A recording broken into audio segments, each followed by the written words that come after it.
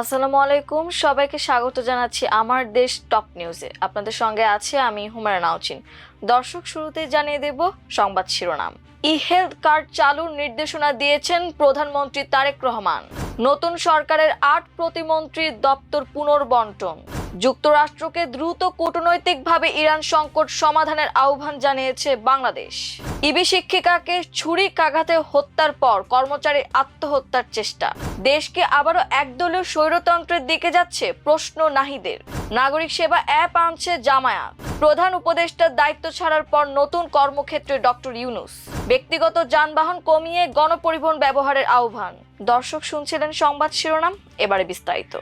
জনগণের চিকিৎসা সেবা নিশ্চিত করতে হেলথ কার্ড চালুর নির্দেশনা দিয়েছেন প্রধানমন্ত্রী তারেক রহমান। বুধবার দুপুরে সচিবালয়ে প্রধানমন্ত্রীর দফতরে স্বাস্থ্যমন্ত্রী, প্রতিমন্ত্রী, উপদেষ্টা ও স্বাস্থ্য বিশেষজ্ঞদের এক বৈঠকে প্রধানমন্ত্রী এই নির্দেশনা দেন। প্রধানমন্ত্রীর অতিরিক্ত প্রেস সচিব আতিকুর রহমান রুমন জানান, প্রধানমন্ত্রী হেলথ কার্ড চালু করার কাজ শুরু করতে স্বাস্থ্যমন্ত্রীকে যথাযথ নির্দেশনা দিয়েছেন। সরকারের নীতি হচ্ছে স্বাস্থ্য সেবা জনগণের দোরগোড়ায় পৌঁছাতে হবে। এই ব্যাপারে মন্ত্রণালয়কে আরো সক্রিয় হওয়ার কথা বলেন প্রধানমন্ত্রী। সরকারি বিভিন্ন মন্ত্রণালয় ও সংস্থার পরিত্যক্ত ভবনসমূহ চিহ্নিত করে সেগুলোকে স্বাস্থ্য ও পরিবার কল্যাণ মন্ত্রণালয়ের অধীনে এনে স্বাস্থ্য কেন্দ্র করার বিষয়েও বৈঠকে আলোচনা হয়েছে। নতুন সরকারের ৮ প্রতিমন্ত্রীর দপ্তর পুনর্বন্টন করা হয়েছে। এর মাধ্যমে তাদের হাতে থাকা মন্ত্রণালয়ের সংখ্যা কমানো হয়েছে। এছাড়া প্রধানমন্ত্রী তারেক রহমানের ২ উপদেষ্টার দায়িত্ব বাড়ানো হয়েছে।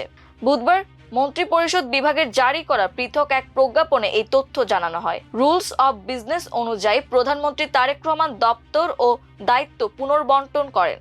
প্রতিমন্ত্রীদের মধ্যে বাণিজ্য, শিল্প এবং বস্ত্র ও পাট মন্ত্রণালয়ের দায়িত্বে থাকা মোহাম্মদ শরীফুল আলমকে বস্ত্র ও পাট মন্ত্রণালয়, কৃষি, মৎস্য ও প্রাণী সম্পদ এবং খাদ্য মন্ত্রণালয়ের দায়িত্বে থাকা সুলতান সালাউদ্দিন টুকুকে মৎস্য ও প্রাণী সম্পদ মন্ত্রণালয়, সড়ক পরিবহন ও সেতু, রেলপথ এবং নৌ পরিবহন মন্ত্রণালয়ের প্রতিমন্ত্রী হাবিবুর রশিদকে রেলপথ এবং সড়ক পরিবহন ও মহাসড়ক বিভাগে সড়ক পরিবহন ও সেতু, রেলপথ এবং নৌপথ মন্ত্রণালয়ের আরেক প্রতিমন্ত্রী মোহাম্মদ রাজীব আহসানকে নৌ পরিবহন ও সেতু বিভাগে, অর্থ এবং পরিকল্পনা মন্ত্রণালয়ের প্রতিমন্ত্রী মোহাম্মদ জোনায়েদ আব্দুর রহিম সাকিকে পরিকল্পনা, মহিলা ও শিশু এবং সমাজ কল্যাণ মন্ত্রণালয়ের প্রতিমন্ত্রী ফারজানা শারমিনকে সমাজ কল্যাণ মন্ত্রণালয়, শ্রম ও কর্মসংস্থান এবং প্রবাসী কল্যাণ ও বৈদেশিক কর্মসংস্থান মন্ত্রণালয়ের প্রতিমন্ত্রী মোহাম্মদ নুরুল হক নূরকে প্রবাসী কল্যাণ ও বৈদেশিক কর্মসংস্থান মন্ত্রণালয়,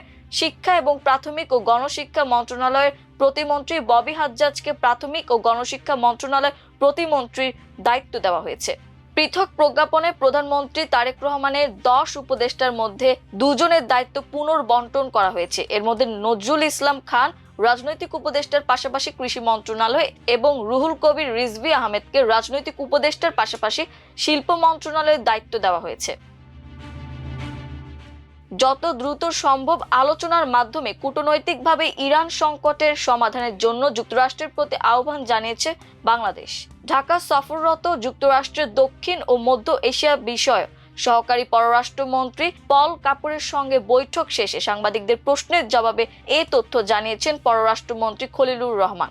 বুধবার বিকেলে পররাষ্ট্র মন্ত্রণালয়ের পররাষ্ট্রমন্ত্রী খলিলুর রহমানের সঙ্গে সাক্ষাৎ করেন মার্কিন সহকারী পররাষ্ট্রমন্ত্রী পল কাপুর। ওই বৈঠক শেষে সাংবাদিকদের সঙ্গে কথা বলেন খলিলুর রহমান। যুদ্ধ কবে বন্ধ হবে এমন প্রশ্নের জবাবে খলিলুর রহমান বলেন, যুদ্ধ বন্ধ এখন শুধু যুক্তরাষ্ট্রের হাতে নেই, এমনকি দেশটির একার সিদ্ধান্তও নয়। তবে বাংলাদেশের মতো দেশের জন্য এই যুদ্ধের যে অর্থনৈতিক প্রতিক্রিয়া হবে তা বহন করা অসম্ভব। বৈঠকে আলোচনার বিষয়ে জানতে চাইলে পররাষ্ট্রমন্ত্রী বলেন, যত দ্রুত সম্ভব আলোচনার মাধ্যমে কূটনৈতিকভাবে ইরান সংকটের সমাধান করার জন্য যুক্তরাষ্ট্রকে আহ্বান জানানো হচ্ছে।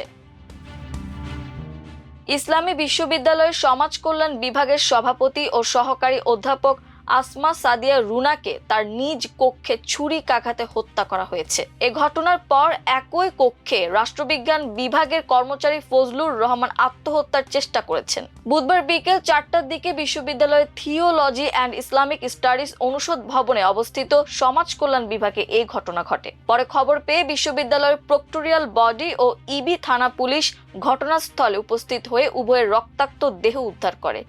পরে বিশ্ববিদ্যালয় মেডিকেলে নেওয়ার পর আশঙ্কাজনক অবস্থায় তাদের কুষ্টিয়া সদর হাসপাতালে পাঠানো হয়। সেখানে চিকিৎসক আসমা সাদিয়া রুনাকে মৃত ঘোষণা করেন। কুষ্টিয়া সদর হাসপাতালের আবাসিক মেডিকেল অফিসার ডাক্তার ইমাম হোসাইন বিষয়টি নিশ্চিত করেছেন। গণতন্ত্র থেকে দেশ আবারও একদলীয় স্বৈরতন্ত্রের দিকে যাবার প্রশ্ন দেখা দিয়েছে বললেন জাতীয় নাগরিক পার্টি এনসিপির আহ্বায়ক নাহিদ ইসলাম। বুধবার সিলেটের হিলভিউ কনভেনশন সেন্টারে সিলেট বিভাগীয় ইফতার ও দোয়া মাহফিল অনুষ্ঠানে একথা বলেন তিনি। অনুষ্ঠানের প্রধান অতিথির বক্তব্যে নাহিদ ইসলাম বলেন, গণতন্ত্র থেকে দেশ আবারও একদলীয় স্বৈরতন্ত্রের দিকে যাবে কিনা সে প্রশ্ন তৈরি হয়েছে। প্রশাসন এবং প্রতিষ্ঠানগুলোকে দলীয়করণ করা হচ্ছে। বাংলাদেশ ব্যাংক স্বেচ্ছাচারী নিয়োগ, দুদক এবং বাসসের কথা উল্লেখ করে নাহিদ ইসলাম বলেন, আমাদের আরেকটি লড়াইয়ের প্রস্তুতি নিতে হবে। তবে এবার আমরা ভুল করতে চাই না। আমরা পূর্ণাঙ্গ প্রস্তুতি নিয়ে মাঠে নামবো। আমরা একটা গণ অভ্যুত্থান করেছি। গণ অভ্যুত্থানের পরবর্তী করণীয় ঠিক করতে আমরা অনেক ভুল করেছি। সেজন্য আজ দেশের এই বেহাল দশা তৈরি হয়েছে। নগরবাসীর সমস্যার সমাধানে নাগরিক সেবা অ্যাপ নিয়ে আসছে বাংলাদেশ জামায়াত ইসলামী, যার মাধ্যমে নগরবাসী তাদের নিজেদের এলাকায় মশার উপদ্রব, জলাবদ্ধতা, ময়লা আবর্জনা, রাস্তার খানাখন্দ সহ নানান অভিযোগ জানাতে পারবে। বুধবার দুপুরে জামায়াতের ঢাকা মহানগরী উত্তর থেকে পাঠানো এক আমন্ত্রণ পত্রে এ তথ্য জানানো হয়েছে। জানা গেছে, বৃহস্পতিবার বেলা 11টায় রাজধানীর বাড়িধারায় যে ব্লকের প্রগতি সরণি প্রধান সড়কের 16 নং বাসায় এ কার্যক্রমের উদ্বোধন করা হবে। বাংলাদেশ জামায়াতে ইসলামী ঢাকা মহানগর উত্তরের আমির মোহাম্মদ সেলিম উদ্দিন নাগরিক সেবা অ্যাপের উদ্বোধন করার কথা রয়েছে। আমন্ত্রণ পত্রে বলা হয়, নগরের মশার উপদ্রব, জলাবদ্ধতা, ময়লা আবর্জনা, রাস্তার খানাখন্দ এসব সমস্যা সরাসরি জানাতে পারবেন নাগরিক সেবা অ্যাপের মাধ্যমে। জামায়াতে ইসলামী ঢাকা মহানগর উত্তরের উদ্যোগে এই অ্যাপের মাধ্যমে সমস্যা দ্রুত সমাধানের জন্য সংশ্লিষ্ট টিম কাজ করবে। সদ্য বিদায়ী অন্তর্বর্তী সরকারের প্রধান উপদেষ্টা অধ্যাপক ডক্টর মোহাম্মদ ইউনূস দায়িত্ব ছাড়ার পর আবারও নিজস্ব কর্মক্ষেত্রে সক্রিয় হয়েছেন। বুধবার রাজধানীর ইউনূস সেন্টারে গ্রামীণ ওয়াটার লিমিটেডের বোর্ড সভায় যোগ দেন তিনি। ফেব্রুয়ারিতে প্রধান উপদেষ্টার দায়িত্ব থেকে অব্যাহতি নেওয়ার পর ধীরে ধীরে স্বাভাবিক কর্মজীবনে ফিরতে শুরু করেন নোবেল জয়ী এই অর্থনীতিবিদ। গত 22 ফেব্রুয়ারি 1.5 বছর পর তিনি গ্রামীণ টেলিকম ভবনে অবস্থিত ইউনূস সেন্টারে অফিস করেন। এর ধারাবাহিকতায় এবার গ্রামীণ ওয়াটার লিমিটেডের বোর্ড সভায় অংশ নিলেন অধ্যাপক ইউনূস। মধ্যপ্রাচ্যের চলমান অস্থিরতার কারণে বিশ্বব্যাপী জ্বালানি সরবরাহে বিঘ্ন সৃষ্টি হয়েছে। এর প্রভাব দেশের জ্বালানি খাতে পড়ার আশঙ্কা দেখা দিয়েছে। উদ্ভূত পরিস্থিতি মোকাবেলায় বিদ্যুৎ, জ্বালানি ও খনিজ সম্পদ মন্ত্রণালয়ের উদ্যোগে বুধবার এক জরুরি পর্যালোচনা সভা অনুষ্ঠিত হয়েছে। সভায় সভাপতিত্ব করেন মন্ত্রণালয়ের মন্ত্রী ইকবাল হাসান মাহমুদ টুকু। সভায় জানানো হয়, সম্ভাব্য বিভিন্ন উৎস থেকে নির্ধারিত সময় ও পরিমাণে জ্বালানি সরবরাহ অনিশ্চিত হয়ে পড়েছে। ফলে দেশের অভ্যন্তরে বর্তমান চাহিদা অনুযায়ী জ্বালানি সরবরাহে সাময়িক বিঘ্ন ঘটতে পারে কিংবা সরবরাহ সমন্বয়ের প্রয়োজন হতে পারে। এর প্রভাবে বিদ্যুৎ ও সারের উৎপাদন কিছুটা ত্রাস পাওয়ার আশঙ্কা রয়েছে। তবে পবিত্র মাহে রমজানে জনদুর্ভোগ কমাতে সর্বোচ্চ সতর্কতা অবলম্বনের কথা জানানো হয়েছে। পরিস্থিতি মোকাবেলায় মন্ত্রণালয়ের পক্ষ থেকে সাধারণ জনগণের সহযোগিতা কামনা করা হয়েছে। বিশেষ করে ব্যক্তিগত যানবাহন ব্যবহার কমিয়ে গণপরিবহন ব্যবহারের জন্য অনুরোধ জানানো হয়েছে। জ্বালানি সাশ্রয়ে নাগরিকদের দায়িত্বশীল আচরণের ওপর গুরুত্ব আরোপ করা হয়েছে। এছাড়া বিদ্যুৎ ও জ্বালানি ব্যবহার সাশ্রয়ী করার আহ্বান জানিয়ে সব ধরনের অপ্রয়োজনীয় আলোকসজ্জা পরিহার করতে নির্দেশনা দেওয়া হয়েছে। দর্শক, এই ছিল আমার দেশ টপ নিউজে। এতক্ষণ আমাদের সঙ্গে থাকার জন্য অসংখ্য ধন্যবাদ। আল্লাহ হাফেজ।